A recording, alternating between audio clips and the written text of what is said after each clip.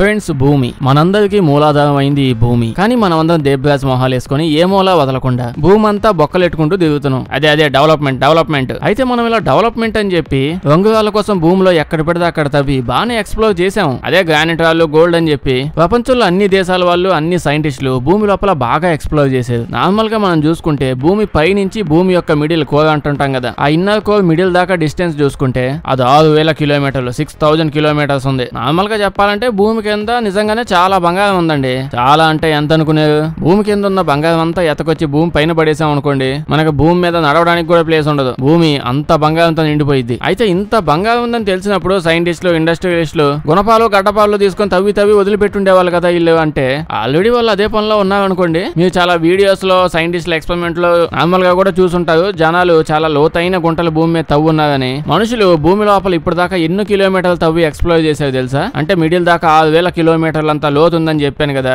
అందులో ఎన్ని వేల కిలోమీటర్లు ఎక్స్ప్లోర్ చేశారు తెలుసా? 12 కిలోమీటర్లు. మీరు కరెక్ట్ గానే ఉన్నారు. ఇప్పుడు దాకా మనం భూమి లోపల మాక్సిమం తవ్వి ఎక్స్ప్లోర్ చేయగలిగింది కేవలం 12 కిలోమీటర్లు మాత్రమే. అంటే ఇంత ఇంత గులానందం ఉన్న కంపెనీలు ఉన్నప్పటికీ భూమి లోపల 12 కిలోమీటర్లు మాత్రమే ఎక్స్ప్లోర్ చేయగలిగాం. భూమి కింద బంగారం అయితే బానే ఉంది, కానీ దాన్ని తీసుకునే అంత సీన్ అయితే మనకు లేదు. అబ్బాయి మీరు భయపడకండి. ఏదో ఒక రోజు టెక్నాలజీ బాగా కనిపెట్టి ఈ జనాలు తవ్వి భూమికి బొక్కెట్టేసి మొక్కేదో కొట్టేసి లాస్ట్ కి మార్స్ గ్రహం మీదకి వెళ్ళిపోయే రోజు వస్తుంది చూడండి.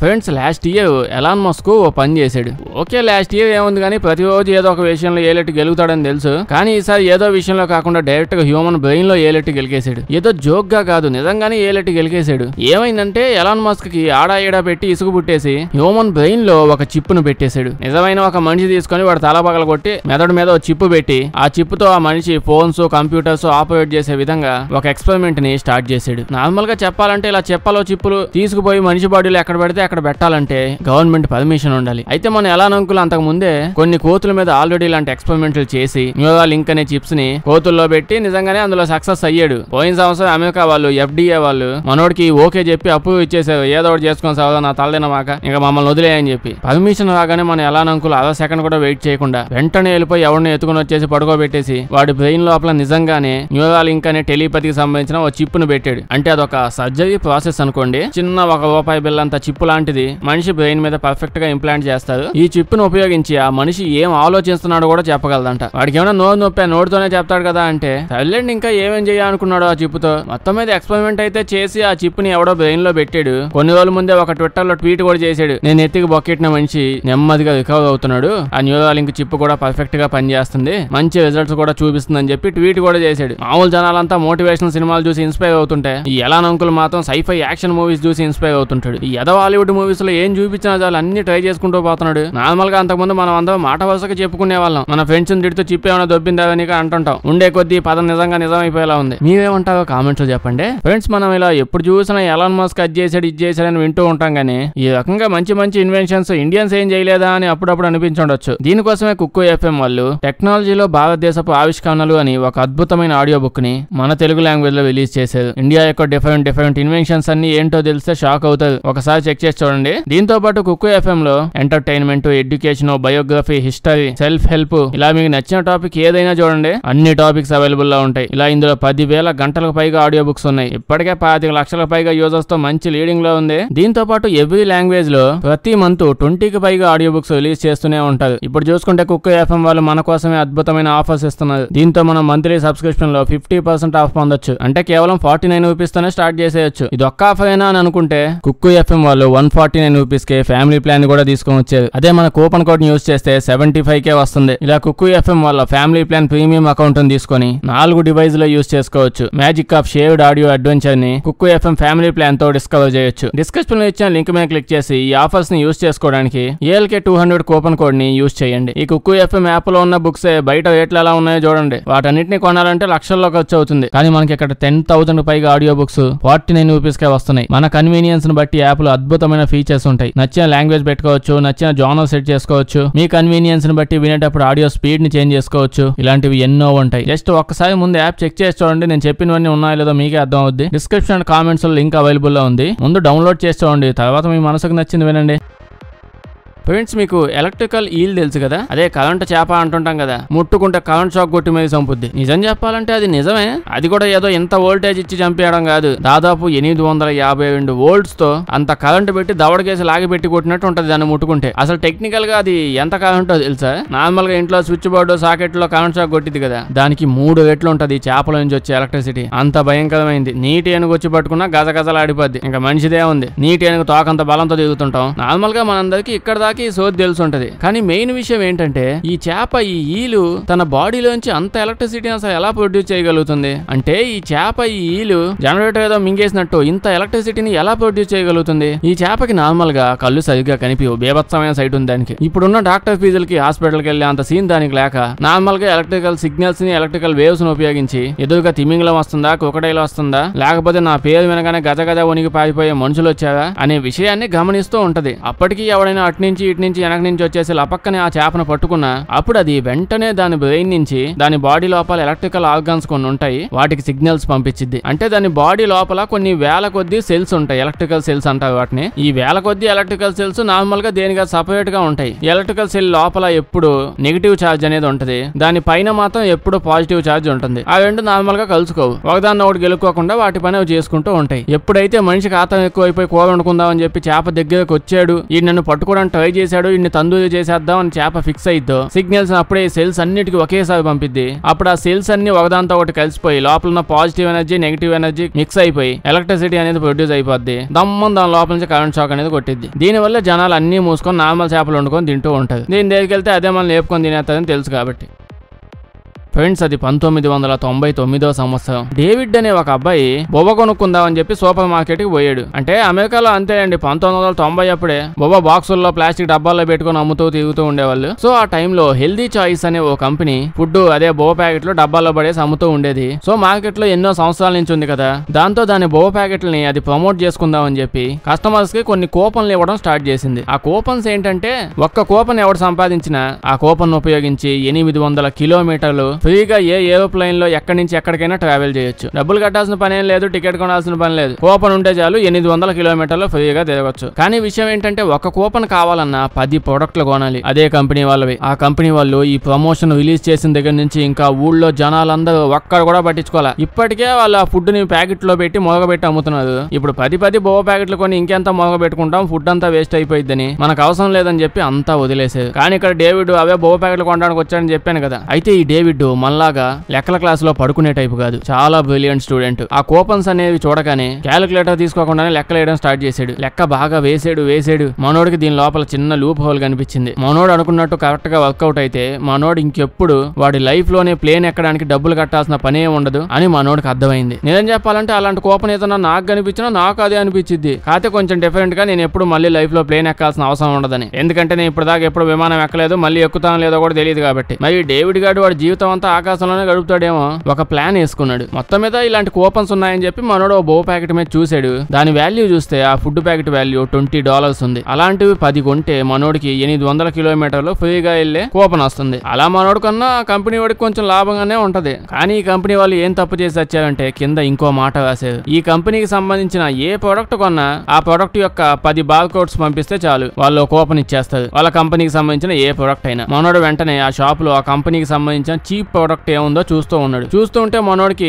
కేవలం $1కే ఓ ప్రోడక్ట్ వచ్చే డబ్బా కనిపించింది. మరి ఏం డబ్బాలో ఏదో అమ్ముతున్నాడు. ఏదో అన్ని డబ్బాలు వేసుకొని తినడం తప్ప నార్మల్ ఫుడ్ ఎలాగో తినదు. దాని వాల్యూ $1. కానీ మనోడు ఇంకా సాటిస్ఫై అవ్వలేదు. వాళ్ళ కంపెనీ ప్రోడక్ట్ ఇంకా ఏదైనా తక్కువకి దొరికిద్దేమో అని చెప్పి 4-5 స్టోర్లలో పడి బాగా ఎతికాడు. మనోడు బాగా తిరిగాక మనోడికి పుడింగ్స్ అని చెప్పి సాసో క్రీమో ఏదో డబ్బా లేని బుడ్డ డబ్బా కేవలం పావలాకే ఓ డబ్బా దొరికింది. సేమ్ అదే కంపెనీ వాళ్ళది. దాని మీద కూడా ఎలాగో బార్ కోడ్ అనేది ఉంటది. మొత్తం మీద మనోడు బాగా కష్టపడి కేవలం $5కే 800 కిలోమీటర్లు ఫ్రీగా వెళ్లే కూపన్ ని సంపాదించగలిగాడు. పనికి మాలినోడు బొక్క ఓ కూపన్ సంపాదిస్తే వాడేదో ప్రపంచ యుద్ధం గెలిచినట్టు అంతలాను ఓవర్ యాక్షన్ చేసావేంటో అని అనుకోకండి. మన డేవిడ్ ఒక కూపన్ తో ఆగే రకం కాదు. ఆ తర్వాత మనోడు ఆ సిటీ కాకుండా చుట్టుపక్కల 4-5 సిటీల్లో ఎక్కడెక్కడ ఈ షాపులు ఉన్నాయో, ఆ కంపెనీ వాళ్ళ పుడింగ్ అని బాటిల్ చెప్పానుగా, ఆ క్రీమ్ బాటిల్ ఎక్కడెక్కడ ఉన్నాయో ఆ పావలా డబ్బాలన్నీ 100,000 కొద్ది డబ్బాలు కొనడం స్టార్ట్ చేశాడు. మొత్తం చుట్టుపక్కల ఉన్న షాపులు అన్నిట్లో నుంచి ఆ పుడింగ్స్ డబ్బాలని కొనేసి పడేశాడు. మనోడికి ఇంకా సరిపోలేదని అని చెప్పి అన్ని షాపులకు తిరిగి ఆ షాపులన్నింటిలో స్పెషల్ గా ఆర్డర్ పెట్టించి మరీ తెప్పించాడు. అలా మొత్తం మీద కేసులు కొన్నాడు.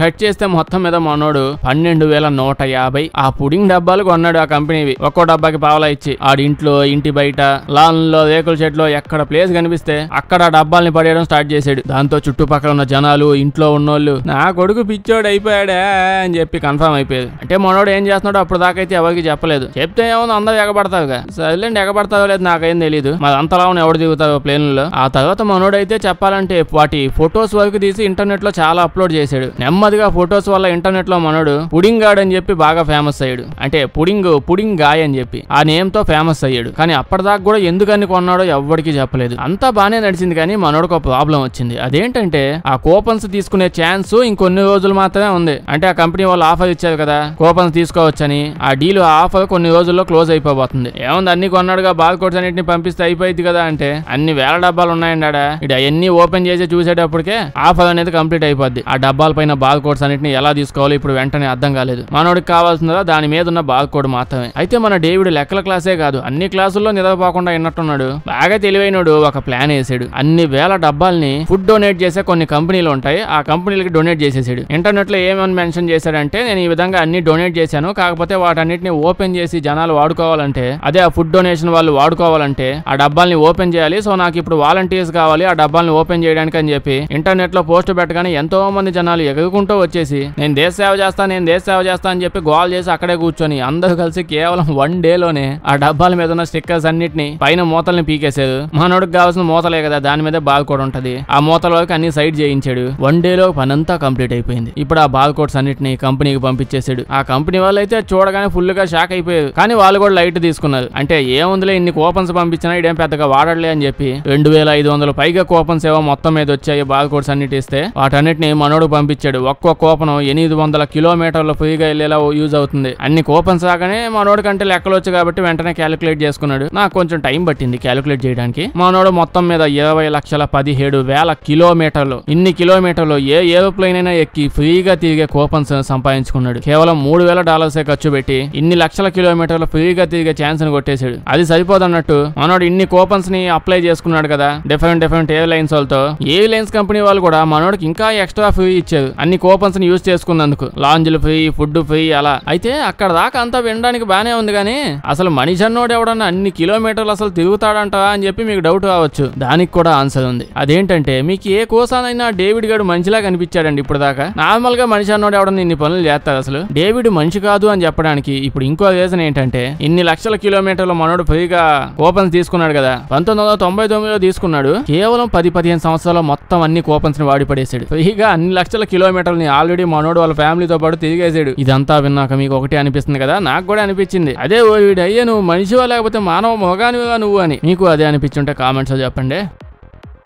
ఫ్రెండ్స్, ఇప్పుడు మనం ఈ బిల్డింగ్ వెనకాల ఉన్న హిస్టరీ ఏంటో చూద్దాం. మామూలుగా భయంకరమైన బిల్డింగ్లు చాలా ఉంటాయి, దాని వెనకాల సినిమాలు అయితే ఇంకెక్కువే ఉంటాయి. కానీ ఇది నిజంగానే బీభత్సమైన భయంకరమైన బిల్డింగ్. కానీ చెప్పాలంటే ఇది ఒక హాస్పిటల్, నార్మల్ హాస్పిటల్ కాదు. కొన్ని సంవత్సరాల క్రితం మూసివేయబడ్డ భయంకరమైన ఒక హాస్పిటల్. దీని నేమ్ బిలిడ్జ్ హెయిల్స్టాటెన్ హాస్పిటల్. జర్మనీలో ఉంది. అదే మన ముచ్చుమేసం హిట్లర్ జర్మనీనే ఎన్నో సంవత్సరాల క్రితం దీన్ని మూసేశారు. ఇప్పటికి కూడా అది చాలా భయంకరంగా చూడడానికి ఇంకా ఇలాగే ఉంది. ముందు విషయం అసలు ఏం జరిగిందో చెప్పగా అంటే, ఈ హాస్పిటల్ ఇప్పటిది కాదు, ఇది 125 సంవత్సరాల కంటే ముందుది. అంటే ఇది చూసినన్ని ప్రపంచ యుద్ధాలు, అందులోని పేషెంట్లు, రకరకాల వ్యాధులు ఇది చూసినన్ని ఏది చూసుండదు. ఒక టైంలో చెప్పాలంటే ఇది ప్రపంచంలోనే అతిపెద్ద హాస్పిటల్ అంట. అంటే లంగ్ డిసీజెస్ ఉంటాయి కదా, అవి చూసే వాటిలో ప్రపంచంలోనే పెద్ద హాస్పిటల్. దాంతో పాటు ప్రపంచంలోనే అందరికంటే ఎక్కువ మంది చనిపోయిన రికార్డుగా ఈ హాస్పిటల్ ఉండేది. ఫస్ట్ వరల్డ్ వార్ యుద్ధం జరిగేటప్పుడు అయితే మిలిటరీ వాళ్ళు చాలా మంది చనిపోయారు కదా, ఈ చుట్టుపక్కల అందరి ట్రీట్మెంట్ ఇక్కడే జరిగేది. దాదాపు అప్పుడు అందరూ చనిపోయే వాళ్ళంట. ఇంకా రెండో ప్రపంచ యుద్ధం వచ్చేటప్పటికి అసలే జర్మనీది ఎట్లా ఉండే ప్లేస్ ఇది. కానీ చెప్పాలంటే ఆ యుద్ధం జరిగే టైంలో రష్యా వాళ్ళు దీన్ని ఆక్రమించేశారంట. దీన్ని వాళ్ళ చేతుల్లో పెట్టుకున్నారు. అప్పుడు ఇంకా రష్యా వాళ్ళు వాళ్ళకి సంబంధించిన ఎక్స్పెరిమెంట్లు వాళ్ళకు వాళ్ళే ఉండేది. వాళ్ళు చనిపోతే ట్రీట్మెంట్ సపరేట్ గా ఉండేది. వాళ్ళ ఎనిమి పేషెంట్లకి ఎలాంటి ట్రీట్మెంట్ జరిగేదో ఇంకా చెప్పాల్సిన పని లేదు. అయితే ఇలా ఎంతో మంది పేషెంట్లు వచ్చారు, చనిపోయారు, చాలా జరిగింది.